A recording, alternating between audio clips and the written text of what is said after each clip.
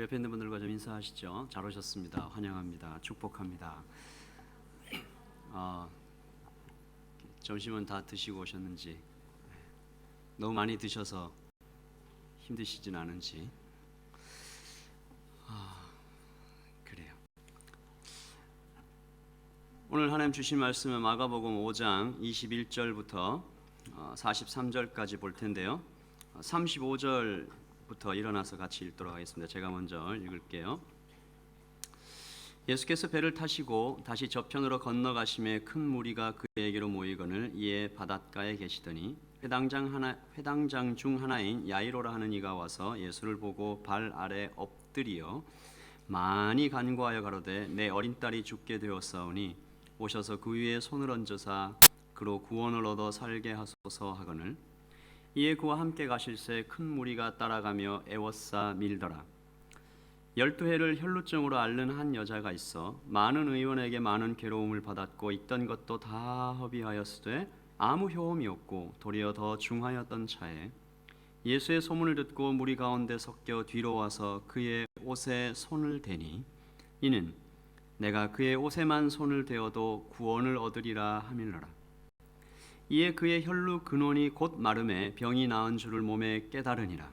예수께서 그 능력이 자기에게서 나갔은 줄을 곧 스스로 아시고 무리 가운데서 돌이켜 말씀하시되 누가 내 옷에 손을 대었느냐 하시니 제자들이 여짜오되 무리가 애워싸 미는 것을 보시며 누가 내게 손을 대었느냐 물으시나이까 하되 예수께서 이 일 행한 여자를 보려고 둘러보시니 여자가 제게 이루어진 일을 알고 두려워하며 떨며 와서 그 앞에 엎드려 모든 사실을 여짜온데 예수께서 가라사대 딸아 내 믿음이 너를 구원하였으니 평안히 가라 내 병에서 놓여 건강할지어다. 다 함께 자리에서 일어나서 저와 함께 교독하도록 하십시다. 아직 말씀하실 때에 회당장의 집에서 사람들이 와서 가로되 당신의 딸이 죽었나이다. 어찌하여 선생을 더 괴롭게 하나이까?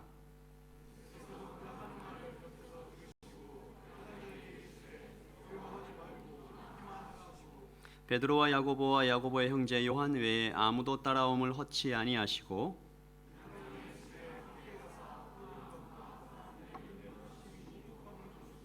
들어가서 저희에게 이르시되 너희가 어찌하여 헌화하며 우느냐 이 아이가 죽은 것이 아니라 잔다 하시니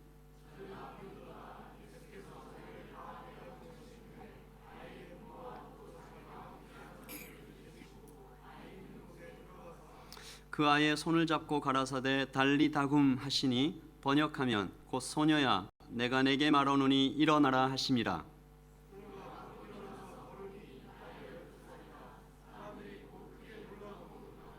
다 함께 읽겠습니다.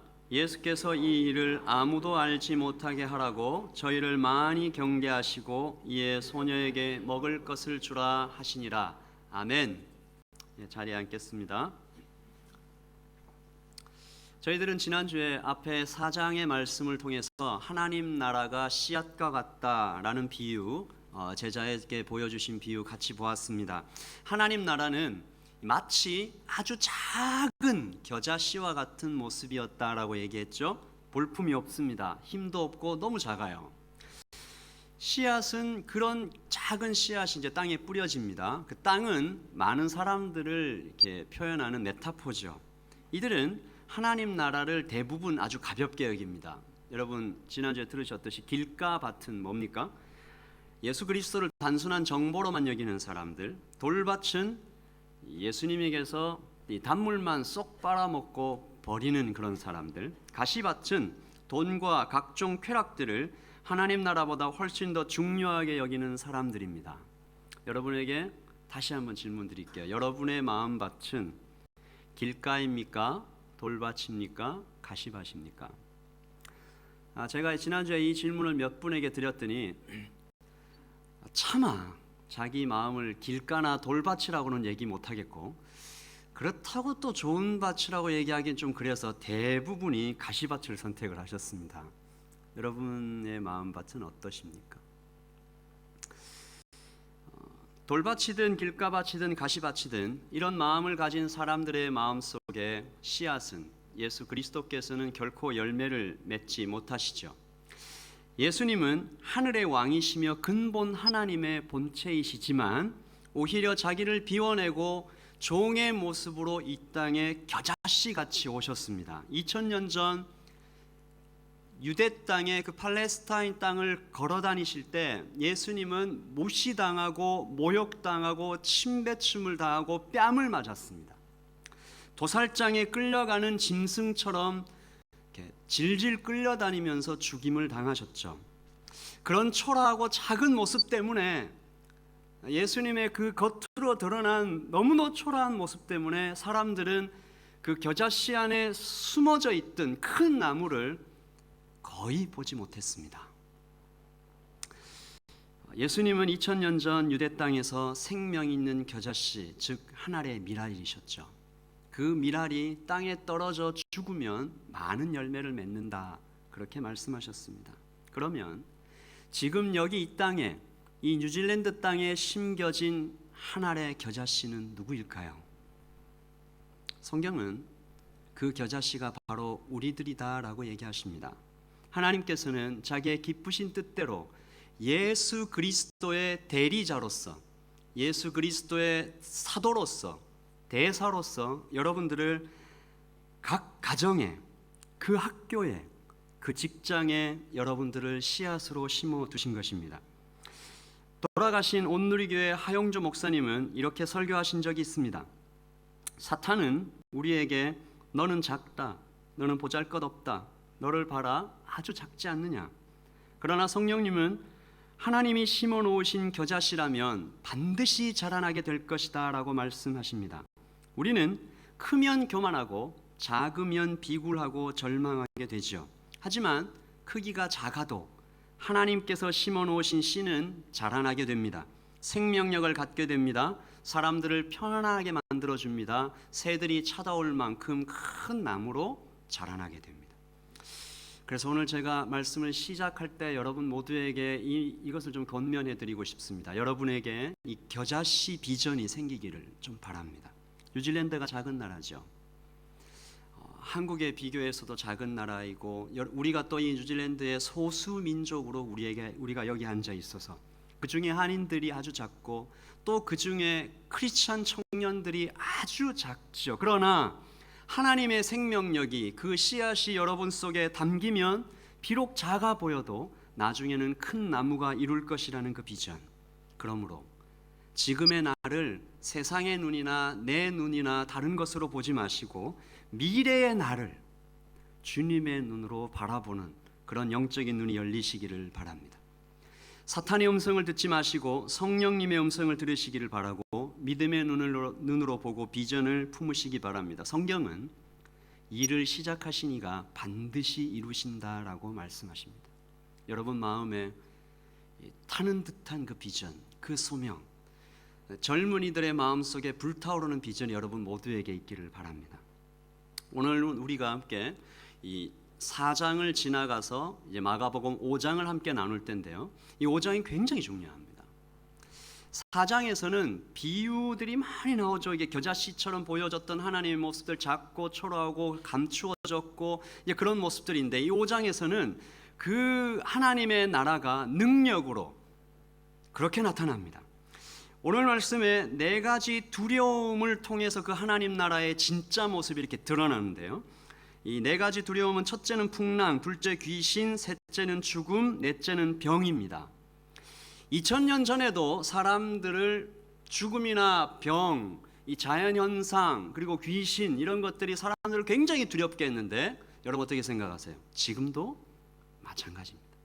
지금도 이 두려움들은 사람들을 이렇게 올가매고 있죠. 그러나 5장에서 그 유대 땅에서 팔레스타인에서 이 하나님 나라가 임하니까 그 두려움들이 다 물러가고 종말론적 영적 전쟁의 승리자로 하나님 나라가 이렇게 나타나는 겁니다. 이 얘기가 무슨 말인가 하면 우리가 죽어서 하나님 나라 가지요. 천국 가지요. 근데 그때 갈 그 하나님의 나라가 비록 부분적이지만 본질적으로는 아주 똑같은 그런 하나님의 나라가 이 땅에도 임할 수 있다. 그리고 임해야 한다. 그것을 누리며 살아야 된다. 라는 것을 성경은 가르쳐주고 싶어 하시는 것입니다. 다시 오실 예수님께서는 심판자로 왕으로 오시죠. 그 모습들을 우리가 우리의 삶 가운데 날마다 체험하며 살 수 있습니다. 이 땅에 임한 하나님의 나라는 거친 파도를 잠잠케 하고 군대 귀신도 쫓아내고 12년 동안 불치병으로 고생한 한 작은 여인의 병도 고쳐주시고 심지어 죽음 저편으로 침략해서 영혼을 되찾아오기까지 합니다. 그런 의미에서 오늘 이 자리에 청년들, 21세기를 살아가는 청년들, 뉴질랜드의 이 여러분 모두에게 잘 모르겠어요. 여러분 마음 가운데 어떤 두려움이 있는지, 어떤 종류의 두려움이든지 그 두려움을 가진 여러분 모두에게 이 마가복음 5장은 하나님께서 주시는 특별한 선물이다라는 생각이 듭니다. 그래서 우리가 이 두려움들과 또 예수께서 주시는 특별한 선물 하나씩 좀 살펴볼게요. 첫 번째, 풍랑입니다. 예수님께서 가시는데 갑자기 태풍이 온 거예요. 4장 37절을 같이 읽죠. 시작.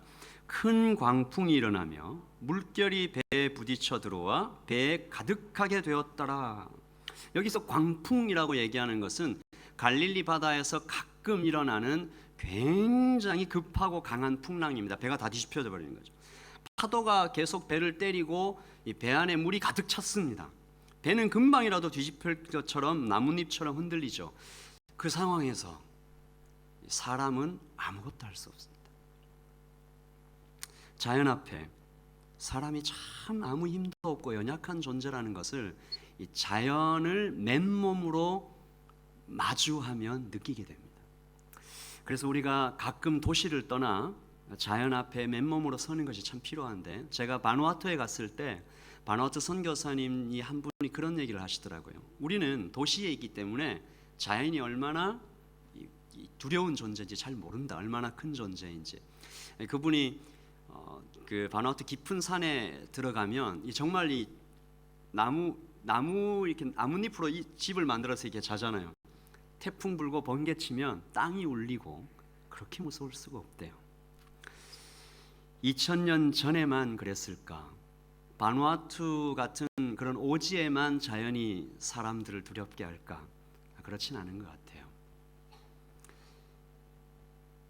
깊이가 한 30m 정도 되는 바다에 배가 빠져서 사람들이 뻔히 보이는 바닷가에 배가 빠져 있는데 그 속에 갇혀 있는 사람 하나 구하지 못하는 것이 인간 기술과 인간 능력의 한계가 아닌가 라는 생각이 듭니다. 지금으로부터 한 약 4000년 전에 하나님께서 욥이라는 한 사람에게 이런 질문을 하셨습니다. 내가 땅에 기초를 놓을 때에 내가 어디 있었느냐? 내가 깨달아 알았거든 말할지어다. 내가 바다 근원에 바다 가장 깊은 물밑으로 걸어 다녔었느냐? 이 욥기의 38장과 39장에는 이런 질문들로 꽉 차 있습니다. 여러분 기회가 나시면 한번 읽어보실 텐데요. 4000년이 지난 지금도 이 땅의 그 어느 누구도 이 질문들에 속 시원하게 대답해내지 못합니다. 아직도 사람들은 보세요. 사람들이 가장 깊이 들어가 본 땅의 깊이가 러시아의 콜라반도에서 조사 목적으로 내려간 건데 13km 내려갔습니다. 그런데 지구의 깊이는 반지름은 6,400km죠. 바다의 깊이가 가장 깊은 곳이 11km라고 하는데 전문 잠수부가 70m, 특수한 장비를 사용해도 300m, 그저 잠깐 머물다 와도 그밖에 못 내려갑니다. 때때로 사람들은 아주 황당한 주장을 하죠. 대표적으로 이런 겁니다. 신문에 나죠. 에베레스트를 정복했다. 만약에 에베레스트가 말을 할 수 있었다면 참내 어이가 없어서 이렇게 얘기할 것. 어처구니가 없다. 이것은 마치 한 군인이 뭐 어떤 요새 같은 데 이렇게 들어가서 몰래 들어가서 이 북한 군인이 청와대에 몰래 들어가서 이게 발 한 번 딱 디디고 와서 정복했다. 이렇게 말하는 거랑 거의 비슷한 얘기가 아닌가 싶습니다. 자연은 에덴 이후로 한 번도 인간에게 정복된 적이 없고 앞으로도 그럴 것입니다. 인간은 언제나 자연 앞에 무기력하고 아주 파편적인 것만 이해할 수 있을 뿐이죠. 그래서 사람들은 지금이나 그때나 자연을 두려워하고 있는 것 같습니다. 그래서 오늘 사탄은 자연의 힘을 이용해서 제자들과 예수님의 사역을 방해하고 두렵게 만들려고 노력하죠. 제자들을 두렵게 하는 데는 성공했습니다. 사탄은 갈릴리 바다를 건너오시는 예수님, 즉 하나님의 나라를 어떻게 해서든지 방해하고 싶었죠. 그런데 그때 두려움에 떨던 제자들이 반드시 기억해야만 하는 사실이 있습니다. 지금 그 배 안에 누가 있다는 겁니까? 자연을 만드신 분이 그 배 안에 함께 타고 있다는 것입니다. 이 말씀을 보면 마음이 아프기도 하고 기분이 좋기도 하고 여러 가지 생각이 돼요. 예수께서는 고물에서 베개를 베고 주무시더니, 이 광경을 한번 생각해 보세요. 파도가 배 안으로 확 들어오고 막 배에 물 가득 찼는데 예수님 주무시. 두 가지겠죠. 예수님이 무척 피곤하셨다는 생각이 들고, 또 하나는 예수님께는 그것이 아무런 위협이 되지 못했다라는 것입니다. 예수님은 알고 계셨죠. 모든 바람이 사탄의 바람은 아닙니다. 그러나 지금 이 바람은 사탄의 바람이라는 것을 알고 계셨다는 것이죠. 그리고 그래서 예수님께서는 그 바람과 바다를 꾸짖으십니다. 화를 내시는 거죠. 예수께서 깨어 바람을 꾸짖으시며, 같이 읽읍시다. 시작. 바다더러 이르시되 잠잠하라 고요하라 하시니 바람이 그치고 아주 잔잔하여지더라. 사탄의 힘은 예수 그리스도의 한마디 말 때문에 그저 끝나버린 것입니다. 그리고 그 다음으로 사탄의 그 바람을 꾸짖으신 후에 제자들에게 고개를 돌려서 벌벌 떨면서 두려워하고 있던 제자들도 꾸짖습니다. 이에 제자들에게 이르시되 어찌하여 이렇게 무서워하느냐? 너희가 어찌 믿음이 없느냐? 이 말씀은 지금 저에게도 그리고 여러분 모두에게도 꾸짖으시는 하나님의 말씀입니다. 어찌 두려워하느냐? 내가 같이 있지 않냐? 내가 이 배에, 자연을 만든 내가 이 배에 같이 있지 않냐? 앞에서도 예수님께서 바람과 바다를 리뷰크 하시죠. 그리고 제자들도 리뷰크 하십니다. 둘 다 꾸짖는데 앞에 리뷰크는 죽이는 것입니다. 사탄을 몰아내는 리뷰크죠. 근데 뒤에 리뷰크는 살려내는 것. 제자들을 살려내는 것. 예수님께서 오늘도 우리에게 말씀하십니다. 내가 있는데 왜 두려워하냐? 그렇게 말씀을 읽고 듣고 체험도 하고 그만큼 사랑을 퍼부었는데 아직도 모르겠냐? 이제 그만 두려워하지 말고 믿음을 가져라. 그런데요, 이 상황이 다 끝나고 바로 이어지는 말씀 한 구절인데 이것이 아주 흥미롭습니다. 흥미롭고 제 깊은 의미가 있죠. 같이 한번 읽으십시다. 시작. 그들이 심히 두려워하여 서로 말하되 그가 누구이기에 바람과 바다도 순종하는가 하였더라. 상황이 어떻게 된 겁니까? 풍랑이 다 사라졌어요. 이게 all done, 너무 잘 됐어요. 이게 평화로워졌는데 제자들은 아까 두려워했던 것보다 더 두려워했다. terrified. 이게 굉장히 좋은 두려움입니다. 저는 오늘 제자들이 지금 눈앞에 있는 분이 하나님이신 것을 깨달았기 때문에 오는 두려움, 이 두려움이 세상의 거의 모든 두려움을 이긴다는 사실을 말씀드리고 싶습니다. 아주 중요한 진리입니다. 두려움은 두려움으로 이기는 것입니다. 앞의 두려움은 사탄이 우리를 죽이려 할 때, 망하게 하려 할 때 우리에게 찾아오는 두려움이고, 뒤의 두려움은 주님께서 우리를 살리시려 할 때 우리의 마음을 압도해 들어오는 두려움입니다. 그러므로 하나님께서 얼마나 크신 분인지 아는 사람, 얼마나 두려운 분이신을 아는 사람, 육체뿐만이 아니라 영혼까지 영원히 멸하실 수 있는 분이 하나님이심을 아는 사람, 그런 사람은 그분을 경외하며 그 앞에 엎드리며 두려움을 이깁니다. 그리고 이 원리는 거의 모든 두려움에 똑같이 적용됩니다. 한번 따라서 하십시다. 두려움은 두려움을 이깁니다. 둘째는 귀신입니다. 예수님께서 사탄의 바람을 이기시고 갈릴리 바다를 다 건너오셔서 사람 한 명을 만나시는데 많은 신학자들은 예수님께서 이 사람을 만나기 위해서 일부러 갈릴리 바다를 건너오셨을 것이다 라고 얘기를 해요. 그 사람, 두려움에 떠는 사람이죠. 귀신 들린 사람도 두려워하고 있고, 그리고 그 귀신 들린 사람을 주변에서 보고 있는 사람들도 두려워하고 있어요. 그 사람은 무덤 사이에 거처하는데 이제는 아무도 쇠사슬로 묶일 수도 없어요. 여러 번 고랑과 쇠사슬에 매였어도 쇠사슬을 끊고 고랑을 깨뜨리고, 그래서 아무도 그를 제어할 힘이 없다. 힘이 엄청난 거죠.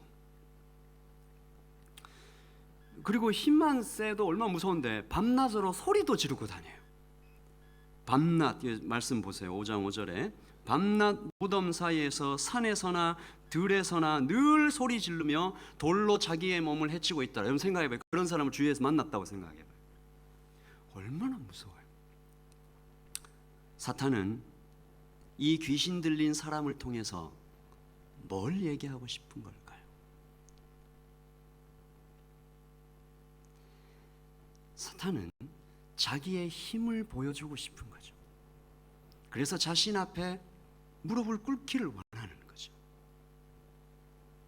그래서 사탄을 두려워하게 만드는 것이 그 사탄의 목적인데, 저는 지난주에 말씀을 나누면서 사람들이 점점 더 옛날에 비해서 지금이 영적인 세계에 대해서 점점 더 많은 관심을 가져가고 있다라고 얘기를 했습니다. 지금도 영적인 세계로 들어가신 분이 몇 분 계신데, 제가 작은 증거 하나를 좀 소개해 드릴게요. 한국 갤럽 조사 연구소가 조사를 했는데 재미있는 조사예요. 사람들이 얼마나 점을 많이 치느냐. 점 치는 거 알죠? 점. 이 얼굴에 난 점 말고 점 치다 할 때 하는 점. 보세요. 한국 사람이에요. 95년도는 16.5%, 96년에는 18%, 2010년에는 38.3%. 한국 19세 인구 4천만 명 중에서 2010년에 점을 본 사람은 1,500만 명. 1,000만 명 가까이 늘었습니다. 97년에 비해서. 그리고 한국 점술 시장이 97년에는 그 점치는 점장이들이 40만 명이었고 매출액이 1조 4천, 이런 거 어떻게 조사했는지 모르겠어요. 근데 2007년에는 55만 명으로 늘고 4조 원대로 증가했대요. 더 놀랍고 가슴이 아픈 것은 기독교인들도 점을 꽤 많이 본다라는 겁니다. 여러분들은 그런 사람이 한 명도 없으시겠지만 타로 이런 것도 보지 마요. 강원도 도시에 점집을 운영하는 도사와 대화를 자주 나누는 목사님이 이런 얘기를 해주셨습니다. 그 목사님께서 말씀하시기를 그 도사를 만나보면 지역 교회 형편을 다 알 수가 있대요.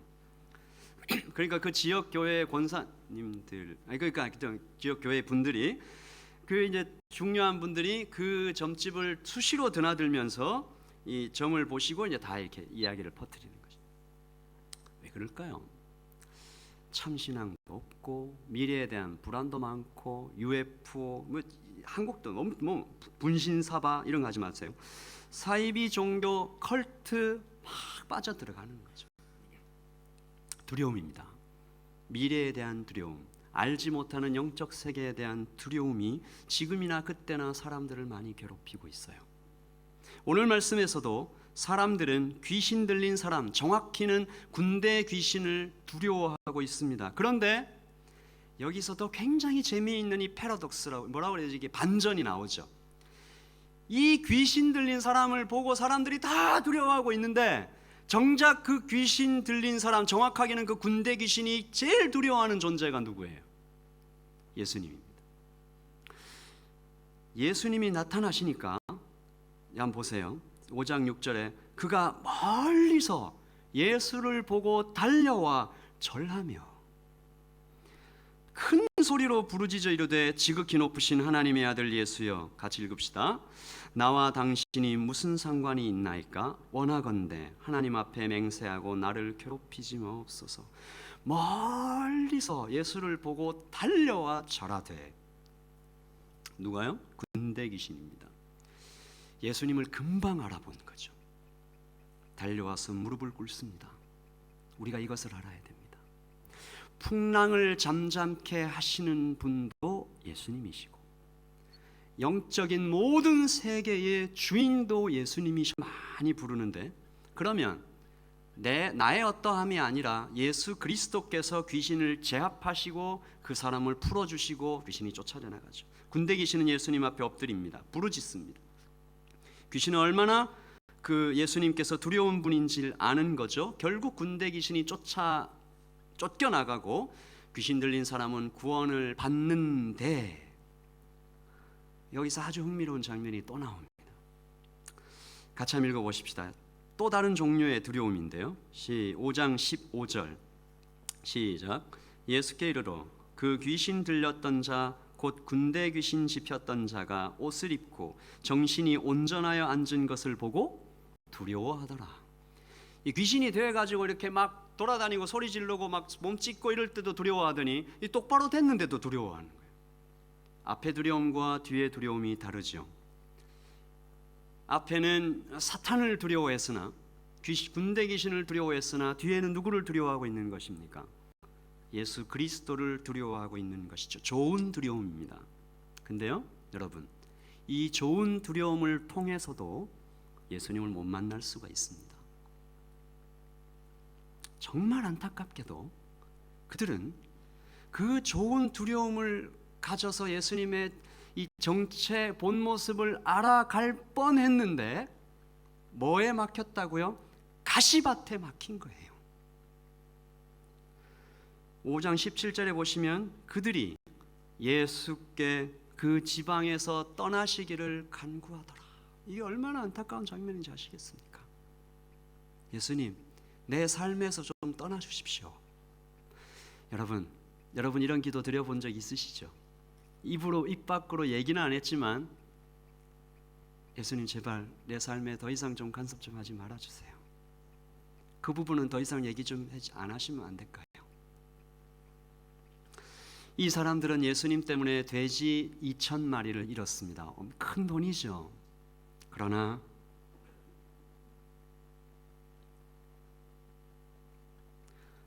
그들이 만약에 본질을 알았다면,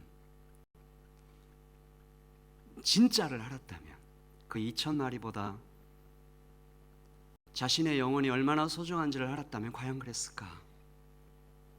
예수님께서는 지금 우리에게 뭐라고 얘기하시는 겁니까? 한 영혼이 돼지 2,000마리보다 훨씬 더 가치 있지 않느냐. 예수님께는 그것은 아예 생각할 수도 없는 일이었다는 거죠. 그런데 가시밭길의 사람들, 욕심이 많은 사람들, 재리의 유혹과 세상과 탐욕에 빠진 사람들은, 많이 가진 사람들은 더 잃을 것이 두려워 떠나라고 얘기합니다. 그러므로 이 좋은 두려움을 통해서 경배로 나아가는 것이 정말 중요합니다. 이 경배로 나가지 못하면 그 좋은 두려움에서 그냥 예수님을 보고 두려워하고 떨기는 하지만 그 앞에 자신의 삶을 드리지는 못하는 것이죠. 정말 안타까운 일입니다. 그리고 마지막 셋째와 넷째, 죽음과 병인데요. 이거 좀 같이 다루도록 하겠습니다. 왜냐하면 죽음과 병이 가져오는 두려움이 서로 되게 닮았어요. 여러분, 죽음과 병을 생각하면 어떤 느낌이 들어요? 제가 몇 가지 좀 써봤는데요. 잊혀진다, 헤어진다, 빼앗긴다. 내가 사랑했던 사람, 내가 이렇게 움켜잡고 싶은 건강, 이런 거 빼앗기잖아요. 사람들로부터 싫어함을 당한다. 병 걸리면 사람이 싫어할까 봐 이런 생각이 있죠. 그리고 또 뭡니까? 고통이죠. 병에 걸리고 고통스럽습니다. 그래서 사람들은 돈을 법니다. 운동을 하죠. 공부하고 또 모여서 무리를 만들고 성형수술을 합니다. 그런데 아무리 무슨 짓을 해도 이 죽음과 병에 대한 두려움은 사라지지 않는 것 같아요.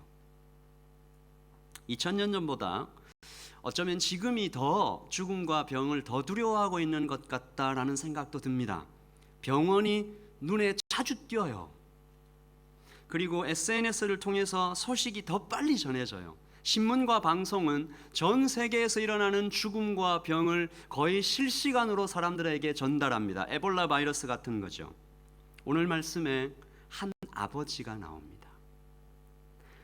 딸이 죽어가요. 하나밖에 없는 내 딸 죽어갈 때 그 아버지의 마음을 저는 감히 이렇게 미루어 짐작하기도 힘듭니다. 두려워하죠. 제가 제 아들이 어릴 때 저의 실수 때문에 우리 아들이 크게 두 번 다친 적이 있습니다. 한 번은 제가 이게 목마라고 그러죠. 이렇게 뒤에 태우고 이렇게 가는데 여기 그 문에 빵 부닥친 사건이 한 번 있었고, 나는 통과했으니까 갔는데 빵 부딪혀가지고 진짜 아직도 내가 생각하면 미안하고, 또 하나는 집에 문을 자주 열어놓고 자고 그랬어요. 뉴질랜드 안전하다. 근데 이제 포썸이 들어와가지고 이 아들을 확 물어가지고, 네, 제가 그런 아버지입니다. 참 지금도 미안하고, 근데 그 정도만 해도 제가 문득 지나가다가 아직도 작게 남아 있는 흉터를 보면 가슴이 막 확 미어져요. 근데 딸이 죽어가요. 아버지 마음이 어떻겠어요? 회당장인데, 지위가 있는 사람인데 그런 거 이런 거 쳐다볼 틈이 없는 거예요. 그냥 오는 겁니다. 그 두려움이 확 몰려오죠. 5장 22절에 보면 회당장 중에 하나인 야이로라 하는 이가 와서 예수를 보고 발 아래 엎드리어. 많은 사람들로부터 존경받는 중년의 아버지가 30대 청년의 발 앞에 지금 엎드리고 있는 것입니다. 그래서 이 두려움이 예수 그리스도의 발 앞에 엎드리는 것으로 이어지면 그것은 참 좋은 결과를 낳게 됩니다. 온 힘을 다해서 부탁하는 아버지, 제발 내 딸을 좀 살려주십시오. 눈물이 범벅이 되고 땅에 엎드렸으니까 온몸에 흙먼지가 묻습니다. 제발 제 딸을 좀 살려주십시오라고 붙잡고 있는 그 절박한 순간에 누가 끼어듭니다. 이것 또한 사도 마가의 아주 의도적인 어떤 배열인 것 같은데, 그 절박한 순간에 또 하나의 절박한 사정을 가진 한 여인이 끼어듭니다. 12년 동안 혈루증이라는 병을 앓고 있는 여인입니다. 한쪽에는 죽음이 있고 또 한쪽에는 죽음 같은 무서운 병이 있죠. 12회를 혈루증으로 앓는 한 여자가 있어 많은 의원에게 많은 괴로움을 받았고 있는 것도 다 허비하였는데 아무 효험이 없고 도리어 더 중하여진다. 여기서 나오는 혈루증은 자궁출혈을 말합니다. 월경이나 임신 기간이 아닌데도 계속적으로 피를 흘리는 현상인데, 염증, 종양, 백혈병 등에 의해서 여성이 계속 피를 흘리게 되는 병입니다. 얼마나 힘들겠어요. 심해지면 암으로 발전하기도 한데요. 지금은 이 병이 호르몬 요법 등으로 치료가 가능하지만 당시에는 거의 불치병이었고, 무엇보다 당신은요, 죄 때문에 이 병이 생긴다, 그래가지고 부정하다, 접촉도 금하고 회당도 못 가고 가족과 함께 있지도 못하고 가난해지는 거죠. 결혼은 꿈이라도 꾸겠습니까? 자주 씻지도 못해 냄새나고 더러운 옷을 입고 있었으리라 예상이 되고, 병을 고쳐보려고 그나마 있던 돈도 다 써버렸습니다. 아무 소망도 없고 어디에도 기댈 데가 없고, 그런 상황에 빠진 여인이 아버지가 딸을 살려달라고 하는 그 절박한 순간을 밀치고 들어오는 거예요. 저는 이 여인의 상황을 보면서 어쩌면 죄에 빠져 있는 우리들의 이 모든 인간 죄인들의 절망적 상황과 많이 닮지 않았나라는 생각이 듭니다. 그 여인은 밖에 보이죠. 그러나 대부분의 사람들은 이 안으로 종양, 영적인 종양, 영적인 백혈병, 영적인 문둥병, 누구든지 자신의 영혼을 깊이 들여다보면 절망하게 될 수밖에 없는 그런 상태에 우리가 다 있는데, 밖으로 드러난 병을 가진 이 여인은 찾아와서 엎드렸고, 안으로 들어가서 잘 보이지 않는 영혼의 병을 가진 사람들은 예수님께 나오지 않았습니다. 이 여인은 찾아왔죠. 여인은 예수의 소문을 듣고 무리 가운데 섞여 뒤로 와서 그의 옷에 손을 대었습니다. 이는 같이 읽어보십시다. 시작. 내가 그의 옷에만 손을 대어도 구원을 얻으리라 하미라. 지나가다가 예수님 소문을 들은 거죠. 나 같은 사람도 내치지 않으신다더라, 다 고쳐주신다더라. 사람 많은 곳에 그래서 억지로 나간 겁니다. 사람들이 뭐라고 봤을까요? 눈을 찌푸렸겠죠. 아니 무슨 이런 부정한 여인이 이런 곳에 왔냐 수군수군대고 말을 내뱉었겠죠. 그 말은 비수와도 같이 창과 같이 그 여인의 가슴을 찔렀을 것입니다. 칼이 꽂히는 것 같아요. 그런데요, 절망이 너무 깊으니까 그렇게 칼같이 꽂히는 말들도 이겨내는 거예요. 그래서 예수님 앞에 가는 겁니다. 저는 여러분 모두의 믿음이 이 여인의 믿음을 닮아가기를 소망하는 것입니다. 여러분에게 무엇이 결핍합니까? 우리가 어떨 때 이 여인의 절망을 닮을 수 있을까요? 예수님이 아니면 안 된다. 이 많은 사람들이 나에게 막 멸시하고 그런 말을 쏟아내는 것도 물리치고 내가 예수님께로 갈 수 있는 그 영혼의 절망은 우리에게 왜 없는 것일까? 거친 파도가 날 향해 와도 나는 주와 함께 날아오르겠다. 그런 믿음의 야성이 이 오클랜드 청년들한테 회복되기를 저는 소망합니다. IMF 시절에 한국의 교회에는 새벽기도 나오는 성도들이 더 많이 증가했다고 합니다. 무슨 이유에서든지. 크라이스트처치 지진 이후에 그쪽의 교회들에게는 영적인 각성이 일어나고 있다고 합니다. 이대로는 안 되겠다. 나의 영혼 깊은 곳을 들여다보며 이대로 가면 죽는다. 주님, 나를 살려주십시오. 이대로 대충 그만하면 되었다. 교회에 매주 출석하면 되지. 내가 예전에 했던 신앙 고백이 있으니까 나의 현재 상태가 어떠하든. 이 여인은 주님의 옷자락만 만져도 구원을 얻으리라 라고 얘기했고 결국 고침을 받습니다. 그런데 문제는 회당장 야이로의 딸입니다. 이 여인과 이렇게 그 시간을 지체하는 도중에 그만 딸이 죽어버린 거예요. 아버지 마음이 어땠을까? 5장 35절 같이 읽읍시다. 시작. 아직 말씀하실 때에 회당장의 집에서 사람들이 와서 가로되 당신의 딸이 죽었나이다. 어찌하여 선생을 더 괴롭게 하나이까? 여러분 잘 보세요. 풍랑, 그리고 귀신 들린 사람, 그리고 아주 심한 병, 여기에는 무언가 희망이 있는 것 같죠? 고치면 되고 이겨내면 되고 어떻게 좀 죽었어요. 끝난 거예요. 죽었나이다. 당신의 딸이 죽었나이다. 그런데 그 말을 듣고 털썩 주저앉은 그 아버지에게 예수님께서 얘기하시는 것입니다.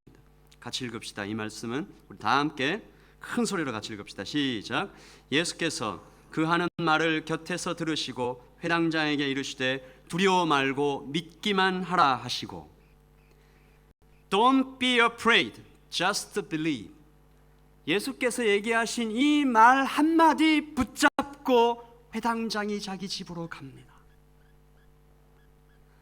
죽었는데, 다 끝났는데, 그래도 그 예수 그리스도, 예수님께서 두려워하지 말고 믿기만 하라고 하신 그 말씀 한마디, 상황은 다 끝났는데 그 말씀 한마디 딱 붙잡고 회당장이 집으로 가는 겁니다. 여러분, 우리도 그래야 되지 않겠습니까? 다 끝났다. 그런데 우리에게 주신 그 말씀 한마디 어떻게든 붙잡고 집으로 가는 거죠. 집으로 갔더니 그 집은 또 더 심합니다. 그 집 전체에 죽음이 지배하는 땅이 되어버린 거죠. 집에 들어가니까 5장 38절에 회당장의 집에 함께 가사 헌화함과, 이거 막 시끄럽게 떠드는 거예요. 사람들의 울며 심히 통곡함을 보시고 crying and wailing loudly, 통곡 소리, 사람들의 시끄러운 소리, 죽음의 소리 가득합니다. 그런데 예수님께서 그 죽음의 땅에 그 백성들에게 한마디 말씀을 주시죠. 들어가서 저에게 이르시되 너희가 어찌하여 헌화하며 우느냐. 이 아이가 죽은 것이 아니라 자니라. 여러분, 이 말씀은 그때 그 딸에게만 하신 말씀이 아닙니다. 이 땅에 예수 그리스도의 생명을 품고 죽은 사람들은 다 자는 것입니다. 언젠가 다 깨어날 거예요. 우리는 이 땅, 그 회당장의 집을 이렇게 말할 수 있습니다. 생명이 죽음의 땅에, 빛이 어둠에, 왕이 백성에게 찾아 들어오는 거죠. 그러고 얘기하시는 것입니다. 자고 있으니까 일어날 거다. 당연히 거의 모든 사람들은 믿지 않았습니다. 그런데요, 정말 놀라운 것은 이 회당장 야이로, 딸의 아버지는 아직도 믿고 있었습니다. 두려워 말고 믿기만 하라, 그 말씀 한마디 다 붙잡고 믿고 있는 거죠. 그래서 예수님 비웃는 사람들 다 버리고, 안 믿는 사람들 다 버리고 믿는 무리들과 회당장 야이로를 데리고 그 죽어 있는 딸에게 들어가서 달리타 쿰 얘기하시죠. 딸아 일어나라, 내 이제 잠에서 깨어라. 그 아이의 손을 잡고 가라사대 달리타 쿰 하시니 번역하면 곧 소녀야 내가 내게 말하노니 일어나라 하심이라. 소녀는 살아났습니다. 제가 말씀을 처음 시작하면서 여러분에게 얘기해 드린 것이 있죠. 이것은 여러분의 모든 삶의 현장에 적용하라고 주께서 우리에게 주신 선물입니다. 죽음에도 예수께서 오시면 살아나고, 풍랑도 잠잠해지고, 귀신은 쫓겨나가고, 병은 고쳐질 것이다. 사탄의 두려움은 실패하죠. 사탄의 나라는 하나님의 나라 앞에 꺾이고 힘을 잃고, 사탄은 네 가지 두려움을 사용해서 사람들을 조정하기를 원하고 두려워 떨게 만들려고 했지만, 무릎 꿇고 예수 그리스도께 빌었던 사람들은 다 살아났습니다. 그래서 저는 말씀을 마치면서 이 네 가지 이야기를 통해서 이 땅을 우리가 걸어가며 두려울 때 그 두려움을 이기는 하나님의 방법을 좀 소개하려고 합니다. 한마디로 얘기하면 처음에 말씀드린 것처럼 두려움은 두려움으로 이긴다라는 것입니다. 앞에 두려움은 죽음으로 끌고 가는 두려움이고, 뒤에 두려움은 살리려는 사랑이죠.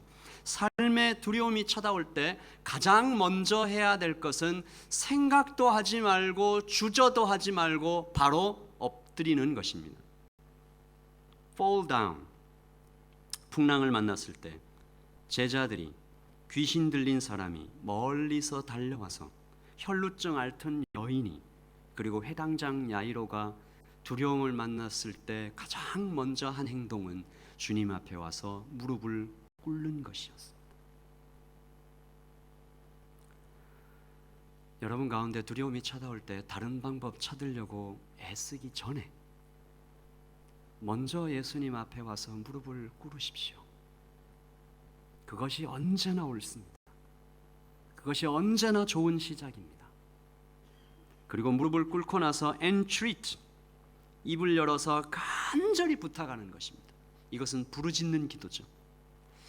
저는 한국 민족에게 이 부르짖는 기도가 허락되었고, 이 부르짖는 기도를 통해서 이 한국 민족이 큰 유익을 얻었다고 생각합니다. 주여! 우리 3번 이렇게 주여라고 기도하죠. 주여! 주여! 그렇게 3번 부르짖고 기도하는 기도를 저는 아직도 기억이 나는데, 나를 살려주십시오. 옷자락만 만져도 나으리라. 주님, 제 딸을 살려주십시오. 내 병을 고치고 싶은데 사람들 눈치도 보지 말고 내 형편이 어떤지 생각하지도 말고 그저 가서 외치는 것입니다. 주님, 나를 불쌍히 여겨주십시오. 무릎 꿇고 간청하는 그 목소리를 주님께서는 반드시 들으십니다. 그리고 세 번째, acknowledge, 인정하라. 엎드리고 간청했으면요, 인정해야 되는데 이게 무슨 뜻이냐 하면 주님 뜻대로 하옵소서라는 내어줌, 내려놓음이 있어야 된다는 것입니다. 사람들이 이 곧 그만큼의 그 기간 그때를 못 견뎌합니다. 못 기다리는 거예요. 내가 무릎도 꿇었고 간청을 했는데 무려 15분 동안이나, 근데 주님께서 기도를 들어주지 않는다 이러면서, 그래서는 안 된다는 거죠. 주권을 인정하는 때가 필요합니다. 나의 모든 도끼가 빠져나가고 주님으로 채워지는 시간이 반드시 필요합니다. 풍랑을 좀 더 맞아야 할 수도 있어요. 2,000마리의 돼지떼를 잃을 수도 있고요, 사람들의 독사 같은 말을 들으며 걸어가야 할 수도 있어요. 이미 딸이 죽어버린 죽음의 땅을 아버지가 쳐다봐야 될 때도 있다고요. 그런데 acknowledge, 하나님은 하나님이십니다. 인정하는 그때, 주님을 인정하고 뜻대로 하옵소서 할 때가 필요하다는 것입니다. 그리고 마지막입니다. revere, 경외하라. 그냥 경배가 아니에요. 감탄하는 것을 넘어 두려움의 경배입니다. 저는 이 두려움을 보고 참 많은 감동을 받았습니다. 풍랑이 있을 때보다 풍랑이 멎었을 때, 군대 귀신이 막 설칠 때보다 군대 귀신이 쫓겨났을 때, 혈루증으로 고통받을 때보다 그 혈루증이 나았을 때, 딸이 죽었을 때보다 그 죽었던 딸이 살아났을 때 사람들은 두려워했습니다. 그리고 그 두려움은 경배로 이어져야 했고요. 그런데 어떤 사람들은 예수님 보고 떠나달라고 하고, 어떤 사람들은 그저 놀라워만 하고, 그러나 오늘 여러분에게, 2014년을 사는 여러분들에게 이 성경 말씀은 여러분이 경외함으로 나가시기를, 그렇게 꼭 거기까지 나가기를 하나님은 촉구하고 계시는 것입니다. 그래서 여러분의 가정과 여러분의 직장과 여러분의 학교가 하나님의 나라가 임하는 곳이 되도록, 예수 그리스도께서 죽음의 땅에 걸어 들어오시면 그 땅에 생명이 싹 트는 것처럼, 내가 내 직장에 아침 9시에 문을 열고 들어가면 그 직장에 생명의 빛이 들어오는 것을 우리가 보고 느끼고, 그 증언을 사람들한테 듣고, 성도는 그렇게 사는 것입니다.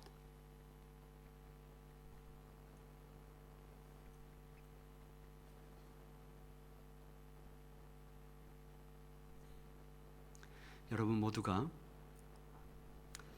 하나님 나라를 이 땅에서부터 한 발짝 한 발짝 누리고 체험하고, 모든 목장이 모일 때마다 그런 하나님 나라의 간증들이 넘쳐나고, 한 형제가 병 때문에, 실직 때문에, 미래에 대한 불안의 그런 두려움 때문에 두려워하고 있을 때, 예수 그리스도의 말씀을 거기에 선포함으로 말미암아 두려움이 물러가 풍랑이 잔잔해진 것처럼, 그런 역사들이 여러분 모든 목장에 있기를 소원합니다. 우리 말씀을 다 함께 자리에서 일어나서 이 말씀을 읽고, 우리 찬양팀은 준비를 해주시고요, 우리 믿음을 가지고 이 말씀들을 좀 읽어보십시다. 시작. 여자가 제게 이루어진 일을 알고 두려워하며 떨며 와서 그 앞에 엎드려 모든 사실을 여짜온대, 예수께서 가라사대, 딸아, 내 믿음이 너를 구원하였으니 평안히 가라. 내 병에서 놓여 건강할지어다. 예수께서 그 하는 말을 곁에서 들으시고 회당장에게 이르시되 두려워 말고 믿기만 하라 하시고, 그 아이의 손을 잡고 가라사대, 달리다쿰 하시니 번역하면 곧 소녀야, 내가 내게 말하노니 일어나라 하심이라. 그들이 심히 두려워하여 서로 말하되 그가 누구이기에 바람과 바다도 순종하는가 하였더라. 아멘. 우리 다 오른손을 자기 왼쪽 가슴에 좀 대고 제가 여러분을 위해서 기도하겠습니다.